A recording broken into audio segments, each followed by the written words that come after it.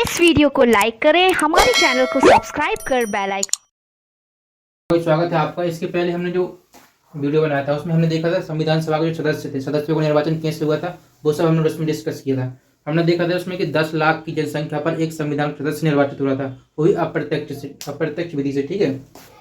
उसके बाद हमने देखा था 389 सदस्य पहले डिसाइड किए गए थे कि 389 सदस्य संविधान सभा के लिए निर्वाचित होंगे। फिर ठीक है, उसके बाद फिर हमने देखा था कि 299 बचे थे। उसके बाद सबसे लास्ट में 284 सदस्य बचे थे। फिर 26 नवंबर 1949 को जब हमारा संविधान बनकर तैयार हुआ था। ठीक है, तो ऐसे हमने सदस्य देख लिए थे सभी। अब हम देखेंगे जो इसकी बैठक हुई थी संविधान सभा की। ठीक है, जो प्रथम बैठक हुई थी, द्वितीय बैठक हुई थी, उसको जो समितियां बनी थी उनके अध्यक्ष कौन थे, वो सब हम डिस्कस करेंगे इस वीडियो में। ठीक है, ये एमपीपीएससी की यूनिट 5 यानी कि एमपीपीएससी का सिलेबस यूनिट 5 में संविधान सभा है, उसको डिस्कस कर रहे हैं। और एमपीपीवी यानी कि जो व्यापम के एग्जाम है, उन दोनों के एग्जाम के उससे एग्जाम में क्वेश्चन आने के पॉइंट ऑफ व्यू से इंपॉर्टेंट है, तो इसके लिए दोनों के लिए हम इसको देखेंगे। ठीक है, दोनों एग्जाम के लिए। जी सबसे पहले हम देखते हैं संविधान सभा की प्रथम बैठक कब हुई थी। वो हुई थी 9 दिसंबर 1946 को। संविधान सभा की प्रथम बैठक कब हुई थी? 9 दिसंबर 1946 को। ठीक है, इसके अस्थायी अध्यक्ष कौन चुने गए थे? डॉक्टर सच्चिदानंद सिन्हा। अब इनको क्यों चुना गया था और कोई और किसी को क्यों नहीं चुना गया था? इसका कारण ये था, जो सच्चिदानंद सिन्हा थे वो क्या थे, सबसे बुजुर्ग व्यक्ति थे उस संविधान सभा में। ठीक है, इसलिए इनको उसका अस्थायी अध्यक्ष चुन लिया गया था, सच्चिदानंद सिन्हा को। ठीक है, तो इसको याद रखना, सबसे बुजुर्ग व्यक्ति थे सच्चिदानंद सिन्हा। ठीक है, तो इसको याद रखना, अस्थायी अध्यक्ष चुने गए थे। उसके बाद देखिए द्वितीय बैठक कब हुई थी? 11 दिसंबर 1946 को इसकी द्वितीय बैठक हुई थी। ठीक है, उसका जो स्थायी अध्यक्ष चुने गए थे। ठीक है, उसमें किसको चुना गया था? डॉक्टर राजेंद्र प्रसाद को। द्वितीय बैठक हुई थी 11 दिसंबर 1946 को, उसमें स्थायी अध्यक्ष डॉक्टर राजेंद्र प्रसाद को चुन लिया गया था। ठीक है, और इसके दो उपाध्यक्ष भी चुने गए थे। दो उपाध्यक्ष कौन कौन से थे? बीटी कृष्णमाचार्य और एच.सी. मुखर्जी, इसके दो उपाध्यक्ष थे। ठीक है, संविधान सभा के। ठीक है, तो इसको याद रखना आप, बीटी कृष्णमाचार्य और एच.सी. मुखर्जी। ठीक है, और स्थायी अध्यक्ष डॉक्टर राजेंद्र प्रसाद का द्वितीय बैठक हुई थी 11 दिसंबर 1946 को, तब इनको चुना गया था। ठीक है, उसके बाद देखिए जो तृतीय बैठक हुई थी, तीसरी बैठक 13 दिसंबर 1946 को, उसमें क्या होता है?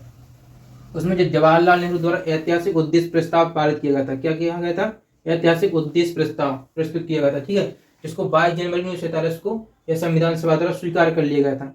लेकिन जो एक उद्देश्य प्रस्ताव था उसको कब? 22 जनवरी 1947 को संविधान सभा द्वारा क्या किया गया था? इसको स्वीकार कर लिया गया था। और ठीक है, कब किया? उसके बाद क्या हुआ था?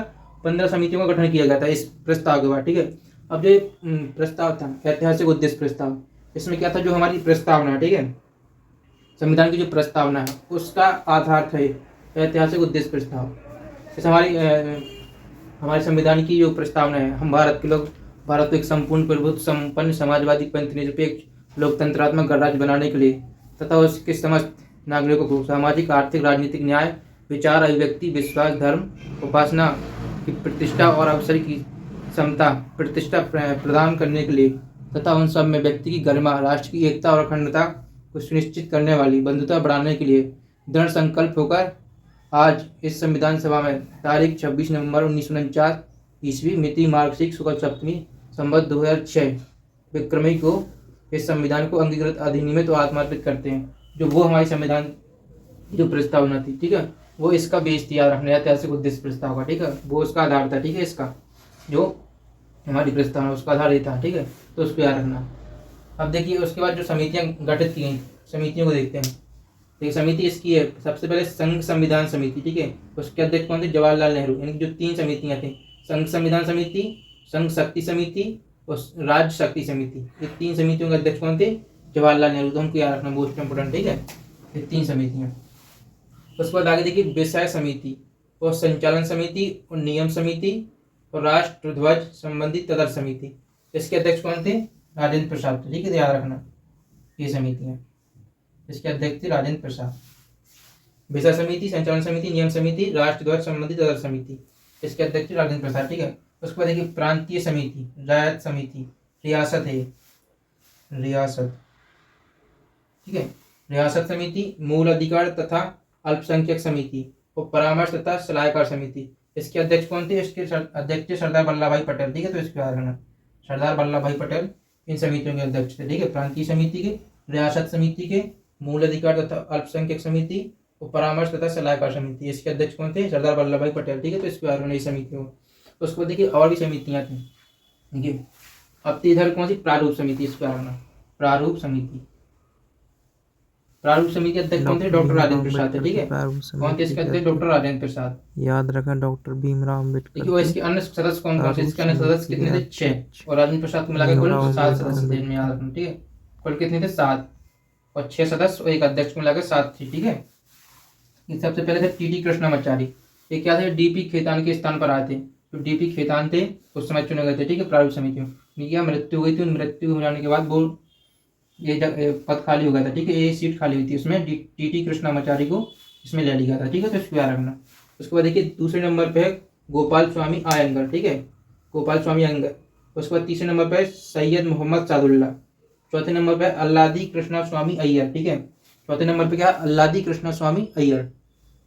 उसके बाद 5वें नंबर पे के.एम. मुंशी। 6वें नंबर पे एन माधवराव, ठीक है। एन माधवराव ही किसके? बी.एल. मित्र के स्थान पर आए थे, ठीक है। तो इसको भी याद रखना।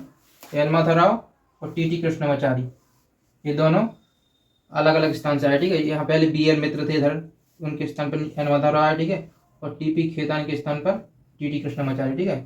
इसको याद रखना। तो ये थी प्रारूप समिति और ये थी अन्य प्रमुख, ये बड़ी समितियां थी, ठीक है, याद रखना। ये बड़ी समितियां थी, इसके अलावा बहुत सारी समितियां, छोटी मोटी समितियां, तो उनको याद नहीं रखना, केवल हमको ये बड़ी बड़ी समितियां ही याद रखना, ठीक है। तो ये था संविधान सभा, ठीक है। इसके पहले जो हमने सदस्य देख लिए थे कि कहाँ से कितने निर्वाचित हुए थे, तो अब इन समितियों को याद रखना, ठीक है। समिति कौन सी समिति है, उसके अध्यक्ष कौन है? समिति और अध्यक्ष, समिति और अध्यक्ष, ये याद रखना, ठीक है। प्रारूप